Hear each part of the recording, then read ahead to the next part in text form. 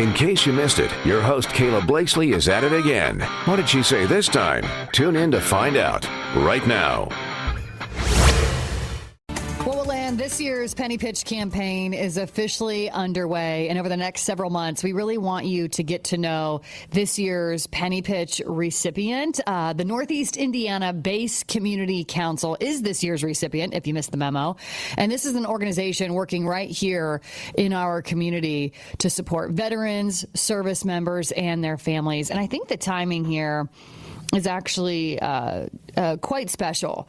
As America prepares to celebrate 250 years, we get to spend this Penny Pitch season giving back to the men and women who have helped protect everything that we are currently celebrating. So today, let's get to know them a little bit better with one of their board members. We've got Eric Flores joining us live here in studio. Hey, Eric. Good morning. You can make the time to pop on over here to the mic. But for somebody listening this morning, maybe they hadn't even heard that we named the Northeast Indiana Base Community Council as this year's 79th annual Penny Pitch recipient. Can you kind of give me the elevator pitch, who you guys are and what you do? Sure.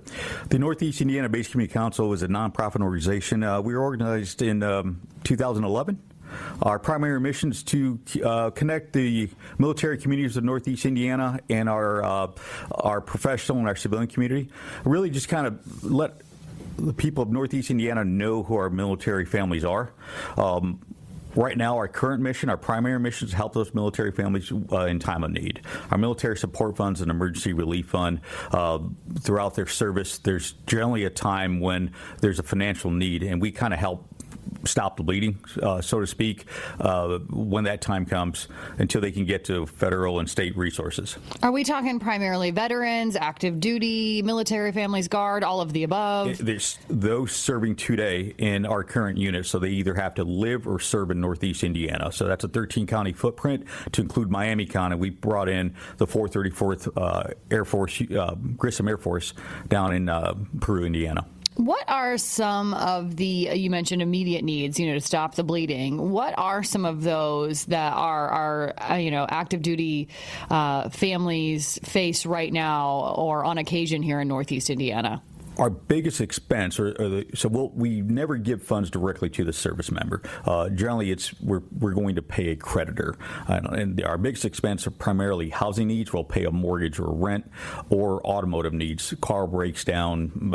It happens all the time, and it's generally those needs stem from their military service. A lot of times, it's just pay issues, for example. Yeah, I realize that families might not want to be named or anything like that, but are you able to maybe give us a real life example or testimony of a family you've helped that perhaps, sticks with you personally, Eric? Yeah, I think one of the bigger ones, and you're right, a lot of times people won't want to give their name. They're a little embarrassed, and that's their pride that they have. And oftentimes that's why it's an emergency. Because of that pride, they try to fix that problem themselves. And so they keep working at it themselves until it's an emergency, and it's generally, hey, we're being evicted tomorrow, because they try themselves, and then that's why it's that emergency need, and that's why we're cutting a check usually within 24 hours or oftentimes within hours. Wow, you do it that quickly. I think our record's been within a couple hours. But to answer your question, one of the best examples is when one of our Army units were in the field. They're at Camp Atterbury, Indiana, and there was some wind damage, and luckily a young sergeant was paying attention to one of his soldiers and knew that there was some wind damage, and sent a contractor out to the wife's home because he knew his soldier was worried about his wife and children. And as that contractor was at the house, and that contractor happened to be a veteran, noticed that while I'm giving the estimate to fix the roof, that their house was incredibly hot. There was no air conditioning, and there were two baby infant twins there.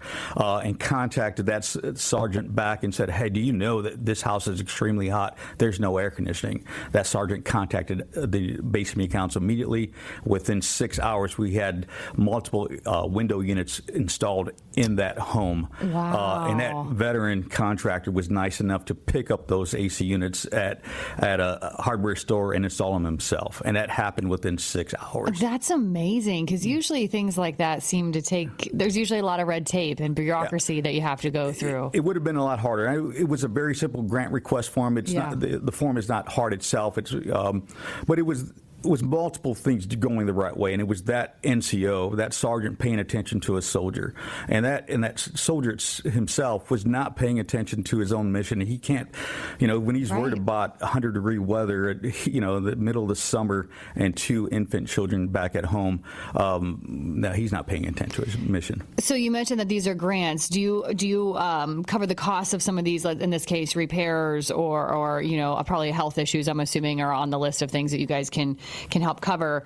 Is there a certain amount that you'll do that up to? Well, it was $800. Luckily, successful events we've had lately, and we just increased that from $800 to $1,000. Oh, wow, that's amazing. So you'll do up to $1,000 for whatever the need might be. Yes, ma'am. How much do you usually raise every year to try and help out and cut these checks, so to speak? Well, we have 2 major events to replenish our military support fund. It's the Race for the Warrior and the Golf for the Warrior. Race for the Warrior was this past Armed Forces Day, and we raised $73,000 at the Race for the Warrior. Golf for the Warrior is this September 18th. I'm playing in it. I'll be there. We're looking forward to it. Our goal there is generally about $25,000 to $30,000 for the Golf for the Warrior. So you raise maybe about $100,000 a year, just doing some quick math here on the air.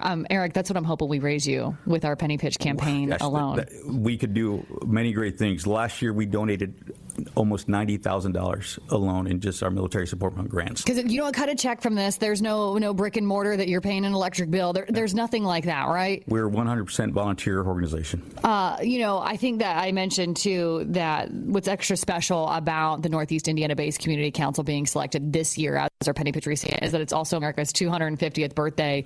What does that anniversary mean to you and to the organization? Well, I mean, it's a great celebration, right? Mm-hmm. To be proud, to be, when we talk about celebrating our men and women, we send them 7,000 miles away to do our country's business. And this is a great opportunity to let them know, whether they be stateside or somewhere far away, that they do not have to worry their families back home in Northeast Indiana. There's great organizations like OO and the Base Community Council and the Penny Pitch, events that help support them to know that their families are taken care of. Before we let you go, Eric, I always like to have a little fun with guests when they come in studio. So what's one thing about the military or our veterans in general that, let's say, average, typical civilians like me, we tend to get wrong or we don't know? What you get wrong. Yeah, you see how I worded that, so be careful how you answer, Eric. Well, I can't think of anything off the top of your head. Any misconceptions? I think what people need to understand is that our military is the greatest military in the world, and we're all made up of just average people. Yeah. And it took me a long time to understand that while I was serving. And I look around to my left and right, and we were just average men. At that time, it was a combat arms unit, so they're all just men. And we're just average men from Indiana who just wanted to serve our country, and we did great things. And our men and women are just average people, your neighbors that you know every day. And we're predominantly National Guard here in Northeast Indiana, and they're our citizen soldiers. And they're your doctors and they're your teachers and your mailmen who still want to serve their country. So I don't know that you get that wrong, but you should know that about them. Yeah, they're just your average brothers and sisters that just do a little extra more. Well said. I do think that's forgotten sometimes as well. You're right about that. Well, Eric, I always say, once we bring in our Penny Pitch recipients, to buckle up and get ready, because we have the best listeners on the entire planet, and they are going to show up, and I know they will, because not only are you guys just a great organization here in our backyard serving Northeast Indiana, but it is also America's 250th year. I mean, what a special recipient this year, the Northeast Indiana-based Community Council, as we celebrate the men and women who serve and protect our country every single day. So we're going to be talking a lot, Eric. We've got the Christmas on Broadway fundraising coming up. We've got the gas pump and, of course, the 2-day Penny Pitch Radiothon. And I'm going to say it now, I hope we raise you $100,000. Well, we're incredibly appreciative. Hey, it's KB. As a show of appreciation for listening, use my promo code WOWO